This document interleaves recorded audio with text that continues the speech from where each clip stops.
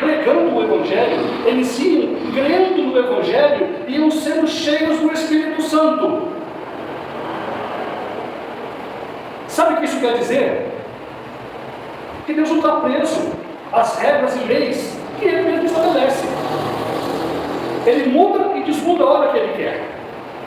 Quando Ele deu a lei, era para criar um povo. Só que essas leis eram uma regra temporária, até a vinda daquele que iria fazer todas as coisas, até a vinda da plenitude dos tempos, que é Cristo. Quando os gentios começaram a ouvir que o Criador havia descido na terra e que estava manifestando perdão e salvação, e os gentios estavam crendo, eles estavam sendo cheios do Espírito Santo. Agora dá uma olhada aqui que Pedro fala neste concílio em Atos capítulo 15. No verso 7. Deus, no 7. 15, 7. Está desde o começo, né? E havendo um grande contenda, levantou-se então Pedro e disse-lhes: Varões irmãos, bem sabeis que já há muito tempo Deus me elegeu entre vós, continua, para que os gentios ouvissem da minha boca a palavra do Evangelho e crescem. E Deus, quem é? Deus, fala, Deus que conhece os corações. O que Ele fez?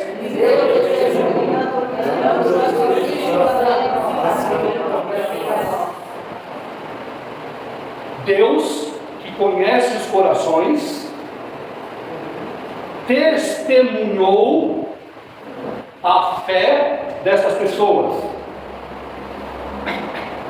E como prova do seu testemunho, o que aconteceu? Sabe o que isso quer dizer? E quando você começa como gentil, entender o Evangelho, compreender sobre a morte e a ressurreição do nosso Senhor, quando essas coisas começam a fazer sentido para você, Deus está olhando para o teu coração. E sabe o que Ele está dizendo? Ele está testemunhando a tua fé. Sabe qual é a prova que Ele testemunha da tua fé? Dando a você aquilo que era proibido no Antigo Testamento. Quando o Monte Sinai estava fumegando, a Bíblia dizia que se alguém se aproximasse do morro, iria ser apedrejado. Porque o pecado ainda estava na terra. Mas quando você ouve o Evangelho do nosso Senhor e passa a acreditar, o Espírito da limpeza começa a descer sobre você. Você começa a confiar no Evangelho. Deus testemunha a tua fé e dá a você o batismo no Espírito Santo. A leitura da tua fé é o Senhor quem faz. Se nesse momento a fé está no teu coração, levanta a tua voz. Levanta a tua voz. Levanta a tua voz e dá glória ao Senhor. Glória ao Senhor, porque o Evangelho está te alcançando. O trono do Senhor está aqui na terra. Ele disse que lá no começo iluminaria o entendimento de todos na terra. Aqueles que estão entendendo, aqueles que estão sendo iluminados, são os pré-determinados que acreditam e creem na sua palavra. Glória a Deus. Põe a foto da coluna, pastor. Em 5 minutos eu vou tentar terminar uma coisa que é gloriosa. Está vendo aí no templo? Esse é o templo de Salomão. Não aquele templo de Salomão que você vê não é aquele. Por mais que seja bonito, grande, suntuoso, ele não é réplica, não é comparado com o Evangelho, por causa dessas duas colunas que tem na frente. Essas duas colunas eram feitas de bronze. Bronze é uma mistura de um metal com cobre. Por isso ele forma a cor dourada, parece com ouro. Só que a característica do bronze é que ele embaça, ele fica fosco, precisa estar sempre sendo polido. Essas duas colunas que você está vendo, elas foram tiradas por ocasião de Davi, quando invadiu a terra de Zobá, para um rei chamado Adadezer. Esse rei tinha no seu reino muita quantidade de ouro, pratas e bronze. Este bronze que ele tirou dessa cidade, ele levou para Jerusalém e deu para o seu filho. E foi chamado um certo homem, chamado Mirão, que ele era um excelente artífice que fazia essas obras em prata, ouro e bronze. E foi colocado essas duas colunas. Essas duas colunas não eram para sustentar nada. Elas não sustentavam o pináculo, o teto do templo, não sustentava aquela arandela, eles não sustentavam nada. Eram duas colunas ornamentais. Uma se chamava Jaquim e a outra se chamava Boaz. Deus é quem faz e Deus é quem sustenta. São duas colunas. E como você vê na foto, a aproximação dessas duas colunas de bronze num dia de sol era uma explosão de luz que vinha sobre o rosto de quem se aproximava no momento de sol.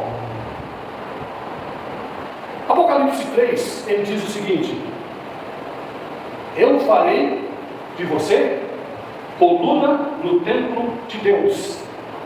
Ao que vencer, farei dele coluna no templo de Deus.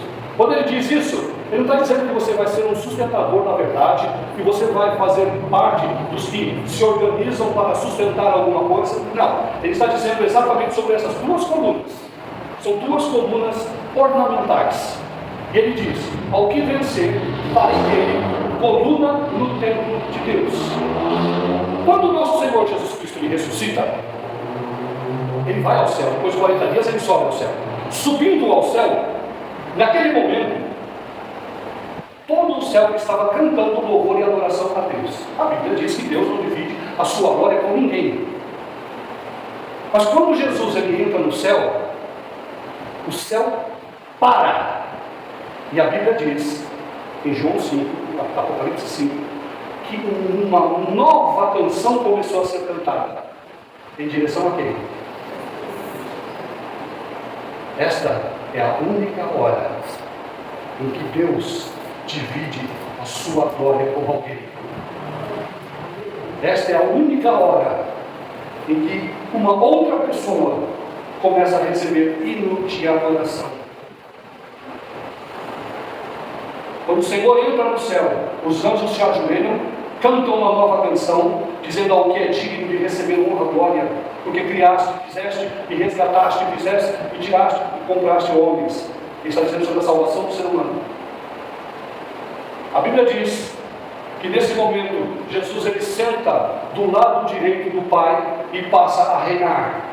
Neste exato momento, quem está governando todo o universo é o nosso Senhor e Salvador Jesus Cristo. Jesus precisava ressuscitar, porque o céu estava sendo uma bagunça por causa do que o diabo fez lá em cima. Mas quando Jesus ele sobe no céu, vivo, derrotando o diabo, vencendo o pecado e vencendo a morte, o céu fala: é Ele. Jesus precisava entrar no céu vivo, e Ele está lá como o primeiro homem que ressuscitou dos mortos. Ele está como o primeiro representante, como sumo sacerdote de perdão dos nossos pecados no céu. E Ele está lá do lado direito. E porque Jesus ele não pode morrer, Ele permanece sacerdote para sempre. A nossa salvação está baseada no perdão que Ele levou e entrou vivo e levou o sangue da nova aliança diante do próprio Pai. Neste momento, o pecado não vai ter domínio sobre o homem que crê, porque o Senhor está vivo. E se Ele permanecer vivo eternamente, é para lá que nós iremos. Glória a Deus. Se o pecado derrubar a obra que Jesus fez, isso significa que Jesus morreu. Enquanto Jesus estiver vivo, o poder do pecado não vai estar sobre a igreja. Porque a vida está baseada na vida dele e não na minha decisão. É disso que as pessoas morrem de raiva. Como pode um ser tão imundo como você ocupar o lugar dos santos? Eu também não sei. Eu só sei que quando o meu Davi celestial invadiu a terra de Zobá e pegou aquele cobre, a maçaneta presbiteriana, pegou o candelabro batista e eu perguntava para o outro: o que vai acontecer com a gente? Você será colocado como coluna no templo de Deus. Você estará lá, não porque merece, mas porque Ele decidiu. Neste momento o céu, embora o plano da salvação esteja completa, o céu ainda não está. perfeito do seu propósito. Está faltando uma coisa. Jesus morreu ou morreu? Ressuscitou? Por que ele ressuscitou? Por causa da igreja. E o que ele disse? Eu vou para o meu Pai e vou preparar um lugar para você. Eu sou o caminho, eu sou a verdade, eu sou a vida. O céu está em festa, mas ainda eles não viram a peça principal do projeto de Deus. O Senhor, Ele está se levantando do trono novamente. E Ele está vindo, montado no seu cavalo branco, como Rei dos Reis, como Senhor dos Senhores. Ele vai aparecer, e todos na terra hão de vê-lo, hão de se ajoelhar. E Ele vai chamar aqueles que são seus. Os que tiverem sido mortos se levantarão primeiro. Depois os que estiverem vivos se elevarão nos ares para se encontrar com o Senhor. E quando o Senhor entrar no céu, nós estaremos entrando juntamente com Ele. Os anjos estarão olhando o verdadeiro resgate. Jesus não morreu por Satanás. Jesus não morreu pelos anjos. O Senhor se atreveu a morrer por homens pecadores como você, como eu. Mas Ele vai voltar. Ele vai te levantar da sepultura. Ele vai levar você para o céu. Você vai ser o motivo de toda a glória dele quando nós estivermos de pé como colunas do templo do Senhor. Você não entende isso, não? Tudo é dele, tudo é por ele, tudo é para ele. Nós somos a razão da loucura da pregação do Evangelho.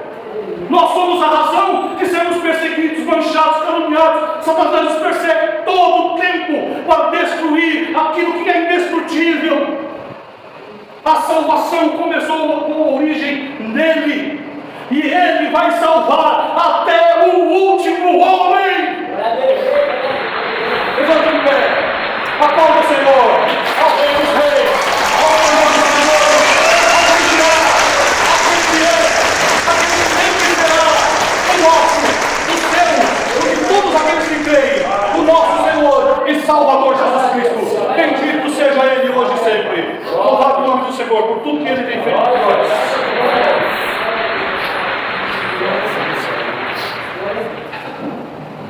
Vou fazer uma pergunta para você, pode parecer até redundante, mas vou fazer essa pergunta. Mesmo que você já creu um dia, eu quero ouvir. Se nessa noite você está crendo neste Jesus, se nesta noite você conseguiu entender que o que te trouxe aqui não foi o testemunho de Jeová, não foi uma adventista do sétimo dia. Quem te trouxe aqui foi o Espírito Santo, usando as nossas vidas de chato, falando toda hora: não perde, não perde, vai, vai, vai. Eu duvido que você se arrependeu de ter vindo. Não é porque eu preguei, não é por causa da beleza que Jesus é. Glória a Deus. Eu quero saber de você. Você tem coragem de levantar a sua mão e dizer: Senhor Jesus, eu reafirmo a minha fé em Ti. Levanta a tua mão. Se você está crendo, é o que eu estou pedindo. Mas se você está crendo, se você não está crendo, não tem problema. Vai chegar a hora. Mas se você está crendo desse jeito, levanta a tua mão. Aleluia. Olha só o final e diz: Senhor Jesus, Senhor Jesus, eu creio e decidi crer no Jesus da Bíblia, na Bíblia que foi lida, na Bíblia que foi escrita. Eu confesso em alta voz, para que todos possam ouvir: Senhor Jesus, eu creio no Teu nome. Bendito o nome de Jesus. Bendito o nome de Jesus.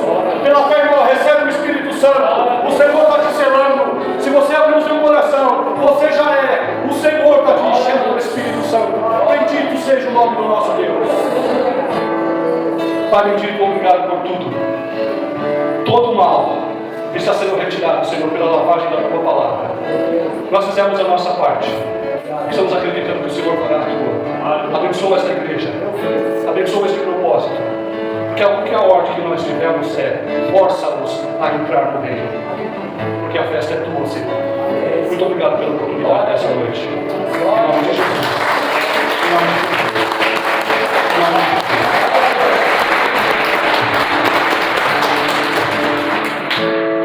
Na história, quem vai fundo é você.